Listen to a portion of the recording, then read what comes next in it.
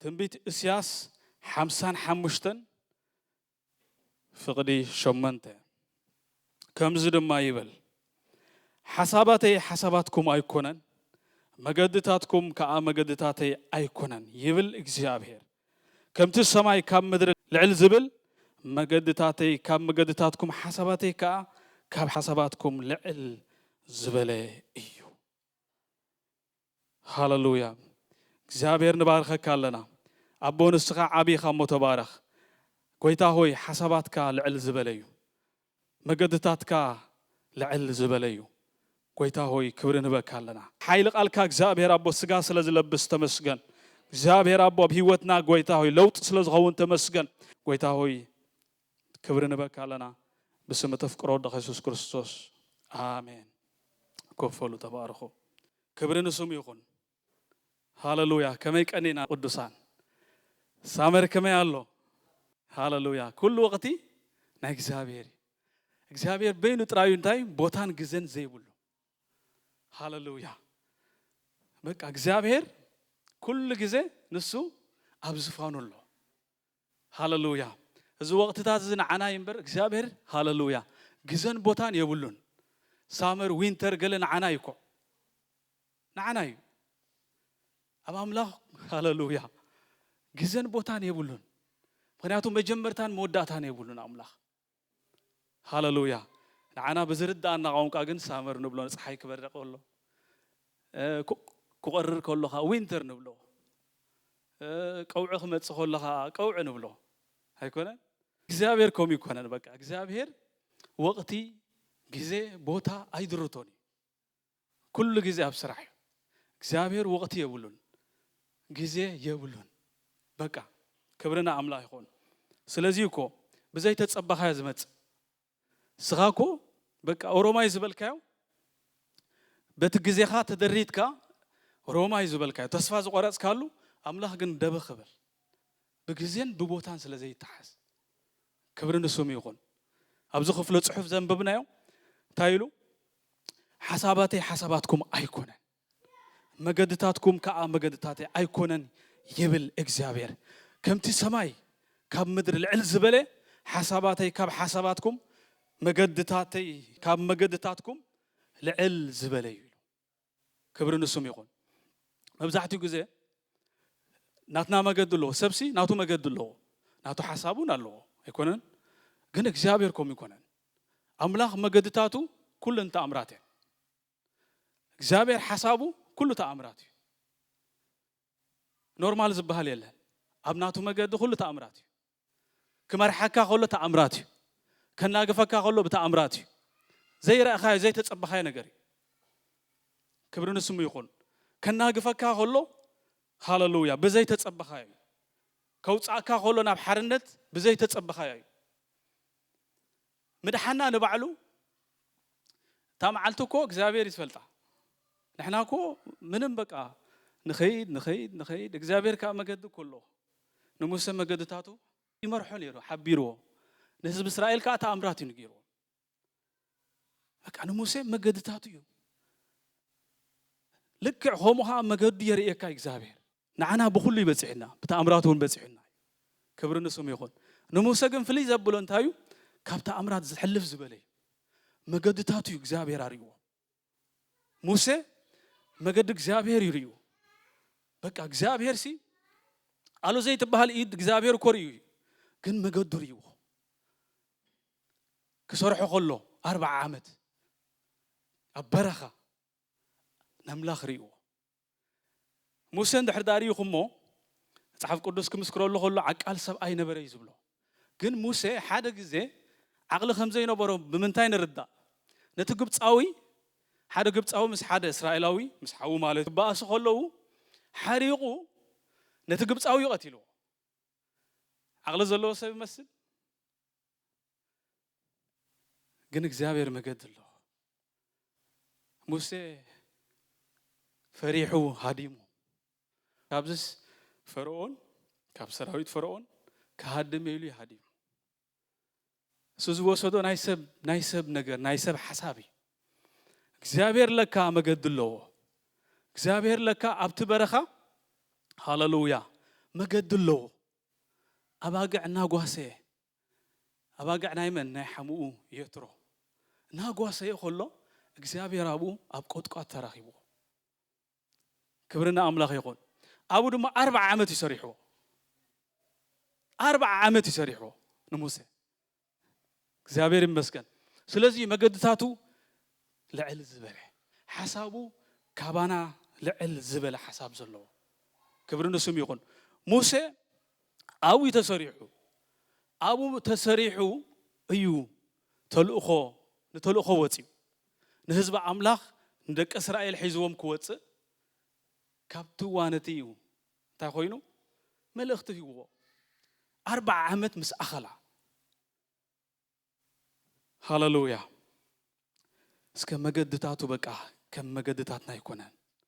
هاللويا سبكت زي مقصلتاي ناي زحلفه وان تذكرته هنكم املاخ ناتو مجدلو زبل بفلا بزحلفه وان انتاينا رينا لنا يوحنسن بيتروسن نتي ابيته مقدس كل غيزه زلمن زنبره سبعي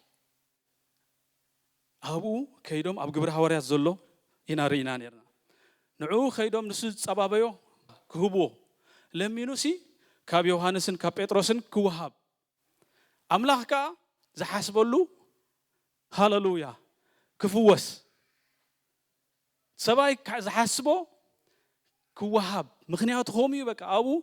ابتا صبوت اف دغ يزبلو ابتناي مدب بيت مقدس كل ساعه يلمن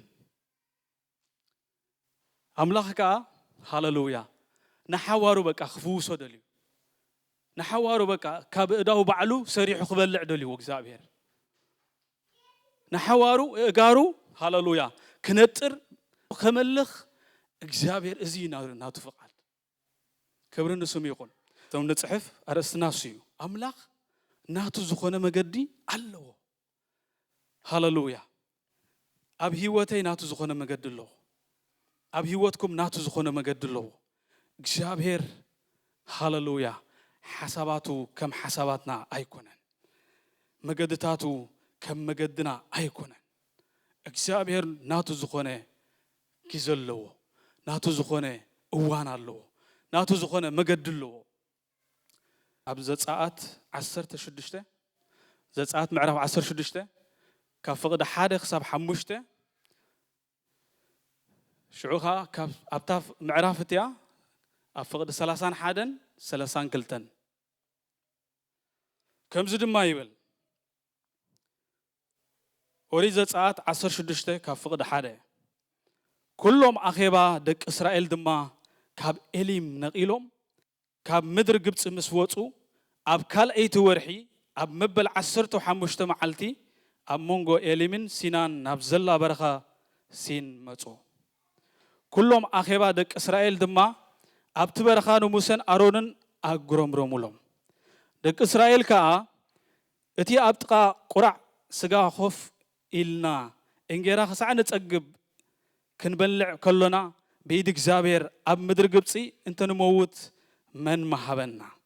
نسخاتكم نز كل اخيبا بطميت كتقتلو نابرخا اوصاكمنا بلوم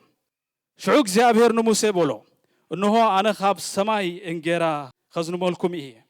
توم حزبي بحجي زخدو انتخونو ويس انت زي كونو من تخفتنومسي انا وصنن معلتو زدلي يقريو كخون دمايو بسات سيت معلتي خدالو زمصو نتنن معلتو زاريو خعبتو يخون فقد 30 حدن شعن تايلو بيت اسرائيل دما سمو مانا بلو فريت عقدا يمثل نبره صعدا خا نبره متعامون كم حنباشا مسمعار نبره موسى دما بله نغزابير سي اتي خاب مدر غبصي خوصاكم كلخو ابرخا زمغبكم انجيرا من تخريوس كابو حد غمر ملؤ نولد ولدكم كاي تعقر الو از نغرزي عززه كبرنا املاح يكون حزب اسرائيل ابز معرف 16 تاينا نريو زلنا ابرخا يزركب زلو ابز غعزوزي كاب غبص وصيوم كلته ورحن فرقان يم غيروم زلو ام معرف 14 15 ترينايو ابو ቀይሕ ባሕርና ተሳጎሩ ኢና ንሪኦም ፈርዖን ምስ ሰራዊቱ ምስ ሰረገላታቱ ድማ ኣብ ባሕሪ ጥሒሎም ህዝቢ እስራኤል ምስ ተሳጎሩ ነዚ ባሕሪ ምስ ተሳጎሩ እግዚአብሔር ሃሌሉያ ምስኦም ከም ዝነበረ ኣምላኽ ከም ዘናገፎም እግዚአብሔር ከመስግኑ ከለዉ ክውድስዎ ከለዉ ንሪኦም ማለት እዩ ሃሌሉያ ህዝቢ እስራኤል 430 እዮም ገይሮም ኣብ ግብፂ ን400 ዓመት ግን ኣብ ባርነት እዮም ነይሮም 4 ወለዶ ማለት እዩ ካብ ባርነት እዮም ዝወፁ ዘለዉ ንባሕሪ ተሳጊሮም እዚ ኩሉ ኸውን ከሎ ኣብ ቅድሚኦም እንታይ የጋጥሞም ኣይፈልጡን እዮም እግዚአብሔር ሃሌሉያ ናብታ መዓርን ፀባን እተውሕዝ ምድሪ ከም ዘእትዎም ተስፋ እዩ ሂብዎም እዚ ተስፋ ድማ ኩሉ ወለዶ ህዝቢ እስራኤል ይፈልጦ እዩ ኣብ ግብፂ ዝተወልደ እዚ ተስፋ እዚ ዝንገሮ ሃገር ከም ዘለዎ መዓርን ፀባን ተውሕዝ ሓደ መዓልቲ ናብኡ ከም ዝኸዱ መዓስ ግን ኣይፈልጥን ኣምላኽ ይፈልጥ ሃሌሉያ ኣምላኽ ብግዚኡ ኩሉ ጽቡቕ ገበሮ በብግዚኡ እኮ ይጽቡቕ ዝገብር ብናቱ ግዜ ብናትካ ግዜ ዘይኮነ ብናቱ ግዜ ክብሪ ንስሙ ይኹን እግዚአብሔር ከውፃእካ ከሎ ክሓርየካ ከሎ ሃሌሉያ ኣብ መገዲ እንታይ ይጸንሐካ እኮ ይትፈልጥን ኢኻ እግዚአብሔር ግን መገዲ ኣለዎ ሃሌሉያ አብርሃም ካብቲ ህዝቡ ቤተሰቡ ምድሩ ዝብሎ ንዓውፃ ክብሎ ከሎ አብርሃም ዝፈልጦ ካልእ የብሉን አብርሃም ምስ አቡ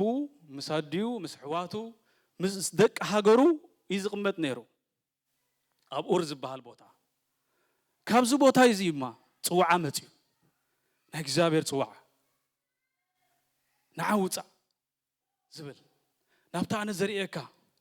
አቡ ድማ እንታይ ክእትወካ ክባርኸካ ንዓብ ህዝቢ ድማ ክገብረካ እዚ ቃል እዚ ሒዙ ይወፅዩ ትመገዲ ከመይ ይመስል ኣይፈልጥኒ ኣብ መገዲ እንታይ ይጸንሖ ይፈልጥኒ እግዚአብሔር ግን ይፈልጥ ክብሪ ንስሙ ይኹን ስለዚ አብርሃም ዝፈልጦ ሓደ ነገር ጥራዩ ቃል መጽኢሉ ቃል ካ መጽኢሉ ዓብ ህዝቢ ክኸውን ሃሌሉያ ናብ ምድር ከነአን ከኣቱ ናብ እስራኤል ከኣቱ እዚ ቃል እዚ ጥራይ ሒዙ ወፅዩ ግን እግዚአብሔር መጽዋዕታ ሃሌሉያ ክጽዋዓካ ከሎ ናብ ዘይትፈልጦ ቦታ ናብ ዘይተጸበኸዮ ቦታ ሃሌሉያ በቃ ክብሪ ዘለዎ ቦታ ይዘእትወካ ናብ ክብሪ ዘለዎ ቦታ ተኣምራት እዩ በቃ ክብሪ ንስሙ ይኹን ክጽዋዓና ከሎኮ ሃሌሉያ መን ኣሎ ዝፈልጥ ምንም እኮ እግዚአብሔር ይመስገን ክጽዋዓካ ከሎኮ መገድኻ ከመዩ ዝፈልጥ ሰብ የለን እኮ እግዚአብሔር ይመስገን ግን ብሁሉ ጸጋ አምላኽ ኣሎ ክብርና አምላኽ ይኹን እግዚአብሔር ምሳና ኣሎ ክጽዋዓና ከሎ ሃሌሉያ እቲ ጀመረና አምላኽ ክሳዕ ፍጻመ ከብጽሓና እዩ ኣብ መገዲ እንታይ ይጸንሕ ወላ እንተ ዘይፈለጥና ክብርና አምላኽ ይኹን ህዝቢ እስራኤል ድማ እዚዩ በቃ ዝፈልጥዎ ሓደ ነገር ጥራዩ ተስፋ ኣለዎም ናብ ምድሮም ከኣቱ ካልእ ዝፈልጥዎ የለን ኣብ በረኻ ከም ዝሓድሩ ይፈልጡን እዮም ብእግሮም ከም ዝኸዱ ይፈልጡን እዮም ፈርዖን ምስ ሰራዊቱ እኮ ብሰረገላ ይኮ ሰረገላታት ኣፍራስ ብኡ ይኮ ዝንቀሳቐስ ዘሎ ህዝቢ እስራኤል ከ ተሸኪሞም ኩሉ ንብረቶም ሰበይቲ ሰብኣይ ውሉድ እግሪ እዮም ዝኸዱ ዘለዉ ቀይሕ ባሕሪ ተሳጊሮም ኣመስጊኖም ንኣምላኽ ሃሌሉያ ሕጂ ድማ መገዲ ኣለዎም እግዚአብሔር ይመስገን ክሳብ ኣብዚ ይበልዑ ይሰትዩ ጽቡቕ እዮም ዘለዉ ግን እግዚአብሔር ሃሌሉያ መገዲ ኣለዎ ሃሌሉያ ካብቲ ዘለዎኻ ክምርሹ ኣለዎም ክኸዱ ኣለዎም ገና ይበጽሑን ሃሌሉያ ናበይ ወሲድዎም ናብ በረኻ ወሲድዎም ምንም ዘይብሉ ኣጻም ምድረ በዳ ናብኡ ይወሲድዎም ዝህዝብ እዚ አባርነት ዝነበረ ህዝቢ ዝፈልጦ እንጀራ ግብጽ ጥራዩ ካላ አይፈልጥኒ ዝፈልጦ መግቢ ናይ ግብጽ መግቢ ጥራዩ ቃሉ ክዛረብ ከሎ ንሙሴና አሮንን አጉረምረሙሎም ንምንታይ አምጽኢኩምና ሰብ ኩሉ ግዜ እንታዩ ክጨንቆ ከሎ ናብ ሰብ ዘላ ግባ ይኮነን እዩ ናይ ሰብ ባህሪ እዩ ዘውጽእ መን እዩ አምላኽ ይውጽኢዎም እኮ ሙሴ ይኮነን ሙሴ መልእክተኛ እዩ ሙሴ ናይ እግዚአብሔር ነቢይ እዩ ሙሴ አገልጋላ አምላኽ እዩ ባሪያ አምላኽ እዩ ጽቡቕ ዶ ይነበርና ሰቦሞ አባርነት ባሪያ ነርካስ ጽቡቕ ዶ ለወይ ዝፈልጦ ካለ ግን የለን ካለ ዝፈልጦ የለን ዝናፍቆ ካለ የለን በቃ እንታዩ እንጀራ ናይ ግብጽ ንዑዮም ደልዮም እግዚአብሔር ካሰሚዑዎም ክብርና አምላኽ ይኹን አምላኽ ዘዳለወሎም ነገር ኩሉ እግዚአብሔር አበረኻ በኩሉ ይሕለፉ እግዚአብሔር መገዱ ሃሌሉያ ናይ ተአምራት መገዱ እግዚአብሔር በከመይ ይምግቦም ንሱ ይፈልጥ ክብርና አምላኽ ይኹን ስለዚህ እግዚአብሔር እንታይ ኢሉዎም እንጀራ ዲኹም ደሊኹም እንጀራ ክበኩም እንጀራ ፀገም አይኮነን ክብርና አምላኽ ይኹን ምክንያቱ ናይ ተአምራት አምላኽ እዩ አበረኻ ወሲዱ ሃሌሉያ በምንታይ ምግበካ እግዚአብሔር ይፈልጥ ሃሌሉያ ኤልያስ እኮ ኳኹ አቀሊቦ ክብርና አምላኽ ይኹን እግዚአብሔር ድማ እንታይ ክቦም ከሎ ንሪ ማና ኣብቲ በረኻ ማና መጽኡ እዚ ማና ዝብል በዕብራይስጥ እንታይ ዝብሎ በዕብራይስጥ እዩ በእንግሊዘኛ እንታይ ዝብሎ በቃ እንታይ ሽምሲ ኢኖምሎ ምክንያቱ ዝፈልጦ መግቢ ይኮነን ናይ ምድር ነገር አይኮነን ናይ ላዕሊ እዚ ስም ድማ ሲኢኖምሎ እንታይ እዚ ማና ትርጉሙ እንታይ እዚ ስም የብሉን ታማና ትብል ቃል እንታይ እዚ በቃ ትርጉማ ዘ ምክንያቱ ስም የብሉን ናይ ሰማይ መግቢ እዩ ንሳቶም ዝፈልጦ ናይ ግብጽ መግቢ ናይ ግብጽ እንጀራ እዩ እዚ ግን ካለ ዝተፈለዩ ካብ ላዕሊ ዝመጸ ካብ አምላኽ ዝመጸ ካብ ሰማይ ዝመጸ ካብ ትልዑል ዝመጸ ሃሌሉያ ስለዚህ ቃል አምላኽ ክዛረብ ከሎኮ ሃሌሉያ አይኒ ዘይራአየቶ እዝኒ ድማ ዘይሰምዓቶ ሃሌሉያ እዚ ተዳሊልና ኣሎ ክብር ንስሙ ይኹን ናይ ሰማይ ነገር እኮ ሪኢና ዘይንፈልጥ ሓሲብና ዘይንፈልጥ እግዚአብሔር ግን አዳሊልና ኣሎ ክብርና አምላኽ ይኹን ስለዚህ መገድታቱ ካብ መገድታትና ፍልይ ዝበለ ሳቶም እንጀራ ደልዮም አይናይ እንጀራ ዝፈልጥዎ እንጀራ አምላኽ ከዓ ናቱ እንጀራ ኣሎ ዘይፈልጥዎ ቀድሚ ሕጂ ጥዒሞሞ ዘይፈልጡ እሞኻ ኣብ መዓልቲ ሓድሽ ተሓዲሩ ዝሕስኽ እዩ ጥዒሞሞ ዘይፈልጡ ምስ ጣዕምዎ እንታይ ኢሎሞ ጻዕዳ ዝመስል ከም መዓር በቃ ወላን ክትበልዑ እኮ አይጥዑም ከም መዓር በቃ አበይ አበረኻ አበይ ኣብቲ በቃ ምንም ዘይብሉ ሃሌሉያ እግዚአብሔር እኮ ድኻሞም ይፈልጥ እዩ ህዝብ እስራኤል እኮ ፈልጥ እዩ እዚ ሁሉ ኢድ እግዚአብሔር ሪዮም ከለው እዚ ሁሉ ባሕሪ ኤርትራ መቂሉ ክሕልፎም ከሎ እዚ ሁሉ ናመስገኑ ናበልዑ የመጽዩ ክልተ ወርሕን ፈረቃን እግዚአብሔር ትእምርታቱ ሪዮም እዮም እግዚአብሔር ካብ ባርነት ናብ ሓርነት ከውጾም ከሎ ሪዮም እዮም ፈተና መጽዩ አበረኻ ምንም ዘይብሉ ሃሌሉያ እግዚአብሔር ግን መገድ ኣለዎ አምላኽ ግና ሰማያዊ እንጀራ ኣለዎ እግዚአብሔር ሃሌሉያ በቃ ስም ወላ ትስእነሉ ስምሲ ትስእነሉ ትንጀራ ዝበቃ ክብርና አምላኽ ይኹን ምክንያቱ ናይ ዝምድር ይኮነን ናይ ላዕሊ እዩ ሃሌሉያ አልዓዛር መይቱ ኢሎሞ ኢየሱስ እሱኻ እንታይ ይብሎም ደቂሱሎ ክብር ንስሙ ይኹን እግዚአብሔር ከም ሰብ አይኮነን ሓሳቡ ከም ሰብ አይኮነን በቃ መገዱ ከም ሰብ አይኮነን አምላኽና ዓቢ አምላኽ እዩ ሃሌሉያ እግዚአብሔር ክጽዋዓና ከሎ ሃሌሉያ እሱ እሙን ይሕዋተይ እሙን አምላኽ እሙን በምንታይ ሕለፍ ብዘይገድስ ይረዳእካ ኣይረዳእካ ሕቶ ይኹንካ ኣይኹንካ እግዚአብሔር ግና ናብ ፍጻመ ይብጽሐካ እዩ እግዚአብሔር ናቱ መገድ ኣለዎ እመን ጥራይ ጻድቕ በእምነት ብህይወት ይዝነብር አሜን ሃሌሉያ ጻድቕ በእምነት ይዝነብር ብምርአይ ኣይመላለስን እዩ ክዳኑ ዘይጠልም አምላኽ እዩ ክጽዋዓና ከሎ ሃሌሉያ ሃሌሉያ ኣብ ቅልጽሙ ኣብ ሓይሉ ተኣማሚኑ ይጽዋዓና በምንታይ ሕለፍ ብዘይገድስ እግዚአብሔር ጸጋ ኣለዎ ናብ ፍጻመ ክብጽሐካ ግድን እዩ ንሳገር እኮ ኢልዎም ኢየሱስ ንሳገር ናበይ ናብቲ ማዕዶ ማዕበል እኮ መጽኡ ንሱ ዝበሎም ንሳገር እዩ ሳቶም ከዓ እንታይ ይጋጥሞም ኣይፈልጡን እዮም እግዚአብሔር ግን ይፈልጥ ኢየሱስ ግን ይፈልጥ ማዕበል እኮ መጽኡ ጠፋእና እኮ የሚለው ኢየሱስ ከ ደቂሱ ምክንያቱ ከም ዝሳገሩ ይፈልጥ ሃሌሉያ እግዚአብሔር ይፈልጥ ሃሌሉያ ግድን እዩ ክሳገሩ ግድን እዩ ንፋሳት ዝእዘዝሉ ምስኦም ኣሎ ማዕበላት ዝእዘዝዎ ምስኦም ኣሎ ንሳገር ተባሂሎም ማዕበላት ምስ መጸ ግን እምነቶም እንታይ ኮይና ተፈቲኑ ኢየሱስ ግን ንሳገር ኢሎም ደቂሱ አምላኽ መገድ ኣለዎ ናቱ ዝኾነ መገድ ኣለዎ ሃሌሉያ ተሳጊሮም ዶ ተሳጊሮም ክብር ንስሙ ይኹን ሃሌሉያ ምክንያቱ ኢየሱስ ምስኦም ኣሎ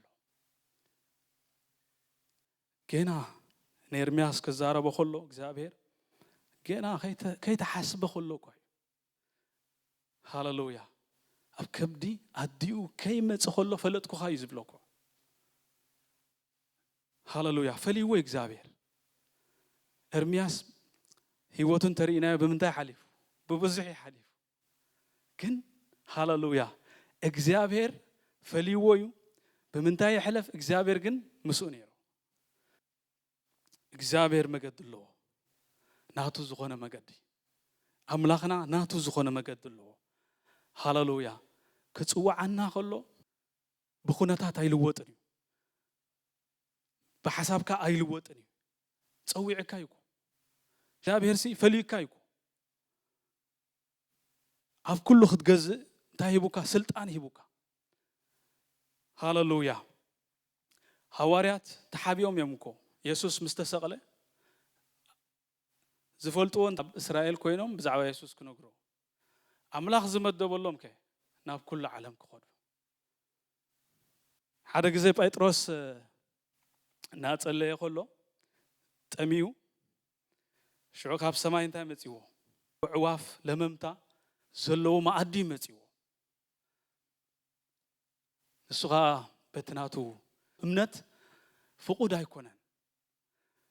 ስለዚ ድማ ጴጥሮስ ኣብይዎ ዝዳ ፍንፉን ከመይ ገይረ እግዚአብሔር ካ ተሲካ ሓሪትካ ብላዕ ኢሉ እዚ ራእዚ እዩ ኣርእይዎ ጴጥሮስ ዝሓስቦ ንህዝቡ ጥራይ ንህዝቢ ይሁዳ ሃሌሉያ ወንጌል ክነግር አምላኽ ካ ዝሓስቦ ሃሌሉያ ንቀርኔሌዎስ ነቲ ሓለቃ ሚእቲ ናይ ሮማውያን ናቡ ከይዱ ወንጌል ክምስክር ነቲ አሕዛብ ዝበሃል ህዝቢ አምላኽ ንጴጥሮስ ሃሌሉያ ክጽውዑ ከሎ መገዲ ኸሪዮ ከሎ ይንርዮ ሎሚ ድማ ንዓና ንሱ እዩ እግዚአብሔር መገድታቱ ኣብ ህይወትና ኣብ ሕብረትና ኩሉ እንታይ እንድሕር ዳኢልኩም ንኩሉ ህዝቢ ክንከውን ንትውልድ ንበረኸት ክንከውን ንፍረ ክንከውን ንምድሓን ክንከውን እዚ ዝደለየና እግዚአብሔር መገድታቱ እዚ በምንታይ ሕለፍ በምንታይ ኩነታት ሃሉ እግዚአብሔር ሃሌሉያ ዝጽዋዓና አምላኽ እሙን ይንሱ ክጽዋዓና ከሎ ሃሌሉያ ይረዳእና ንዓብ ነገር ይጸውዕና ንዓብ ፍሬ ንኽንፈሪ ይጸውዕና ንዓብ ህዝቢ ክንከውን ይጸውዕና ንብዙሓት ንምድሓን ይጸውዕና ንብዙሓት በቃ መዕረፍቲ ክንከውን ይጸውዕና ትውልድ እዚ ንበረኸት ንኽንከውን ሃሌሉያ ኩነታት ኣይሕዘንን ይስከንበል ሃሌሉያ በቃ ምንም ኣይሕዘንን እግዚአብሔር መገድለዎ አምላኽ መገድለዎ እግዚአብሔር ዝበሎ ኣብ ህይወተይ ክፍጸም እዩ ሰማይ ዝበሎ ኣብ ህይወተይ ክፍጸም እዩ በቃ እትልዑል ዝበሎ ኣብ ህይወተይ ክፍጸም እዩ መዝሙር ዳዊት 46 ካብ ፍቕዲ 1 ከምዚ ይብል አምላኽና አና ምዕቆብን ኃይልን በጸበባ ፍጡር ረድኤትን እዩ ስለዚህ ምድርን ተተገልበጠት አኽራን ኣብ መዓሙቕ ባሕሪ እንተ ተናወፀ ማያቱ እንተ ሃመመን እንተ ዓፈረን አኽራን ብነድሮም እንተ አንቀጥቀጡ ንሕናስ አይ ንፈርሕን ኢና እዞም ደቂ ቆራሕ እዚ መዝሙር እዚ ክዝምሩ ከለዉ እንታይ ኢሎም ጀሚሮም አምላኽ ንዓና ምዕቆብን ኃይልን ሃሌሉያ በጸበባ ፍጡን ረድኤትን እዩ ኢሎሞ አምላኽ ሪኦም እዮም ምዕቆብ ምዃኑ ረድኤት ምዃኑ ፍጡን ረዳእ ድማ ምዃኑ ቀፂሎም እንታይም ዝብሉ ምድርን ተተገልበጠት አኽራን ኣብ መዓሙቕ ባሕሪ እንተ ተናወፀ ማያት እንተ ሃመመን እንተ ዓፈረን አኽራን ብነድሮም እንተ አንቀጥቀጡ ንሕናስ አይ ንፈርሕን ኢና ቅድሚዮም እንታይ ኣሎ ብሕጂ ብዘይገድስ አምላኽ ግን ተኣሚኖሞ ኣብ አምላኽ ግን ተወኪሎም እንታይም ዝብሉ ዘለዉ አምላኽ ምዕቆብን ኃይልን በጸበባ ድማ ፍጡን ረድኤትን እዩ ኢሎም ፍጡን ረዳኢ ንሱ ምዃኑ ተኣሚኖም እዮም ኣብ ቅድሚዮም ዘሎ ሃሌሉያ ብዙሕ ጸበባ እኳ እንተኾነ ቅድሚዮም ዘሎ እኮ ዘፍርሕ እዩ ቅድሚዮም ዘሎ ምንቅጥቃጥ ምድሪ እዩ ቅድሚዮም ዘሎ ብዙሕ ነገር ክኸውን ይኽእል ሃሌሉያ ንሶም ግን ይእመኑ ኣለዉ አምላኽ ምዕቆብን ኃይልን በጸበባ ድማ ፍጡን ረድኤትን እዩ ኢሎም ክብሪ ንሶም ይኹን ሃሌሉያ ሓደ ነገር እዩ ዝርዳእና ክብርና አምላኽ ይኹን አምላኽ ሎሙን ምሳና እዩ እግዚአብሔር ሎሙን ምሳና እዩ ቅድሜና ዘሎ ሃሌሉያ ብኽብሩ ብጸጉ ኢና ንሓልፎ ብኃይሉ ኢና ንሓልፎ እቲ ትማሊ ዘውፃና አምላኽ ትማሊ ካብ ብዙሕ መፈንጠራ ዘውፃና ዘናገፈና አምላኽ ሎሙን እንታይ እዩ እሙን እዩ ንሱ ናይዛ ትመጽእ ዘላ ሰዓት እግዚአብሔር እሙን እዩ ጽባሕ እሙን እዩ ክብርና አምላኽ ይኹን ኣብ ቅድሜኻ ዘሎ ኩነታት ድዩ እግዚአብሔር እሙን እዩ አምላኽ መገዲ ኣለዎ ኣብዚ ከተማ እዚ ዘጀመረና አምላኽ ሎሙን ንሱ እሙን እዩ ናቱ መገዲ ኣለዎ ክብርና አምላኽ ይኹን ሃሌሉያ ሎሚ ብዝለና ኣሕዋት ጽባሕ ግን ኣይንፈልጥን ኢናኩ እግዚአብሔር ናበይ ይወስደና ናቱ መገዲ ኣለዎ አምላኽ መገዲ ኣለዎ ሃሌሉያ ኣብ ንኸዶ ዘበለ ኩሉ ከተማታት ንሕና ንምድሓን ኢና ኣብ ንኸዶ ዘበለ ኩሉ እግዚአብሔር ምሳና እዩ መገድታት አምላኽ ምሳና እዩ እግዚአብሔር መገድታቱ ኩሉ ተኣምራት እዩ ሃሌሉያ ሓሳባቱ ኩሉ ንዓይ ተኣምራት እዩ ሃሌሉያ ፍቓዱ ኩሉ ንዓይ ተኣምራት እዩ እግዚአብሔር ሓይሉ ኩሉ ንዓይ ተኣምራት እዩ ሓፊልና ክንጽልይና ሃሌሉያ ሎሚ በቃ እስከ አምላኽ ናቱ ዝኾነ መገዲ ዘለዎ ኣብ ህይወተይ እስከበሉ በቃ ክብርና አምላኽ ይኹን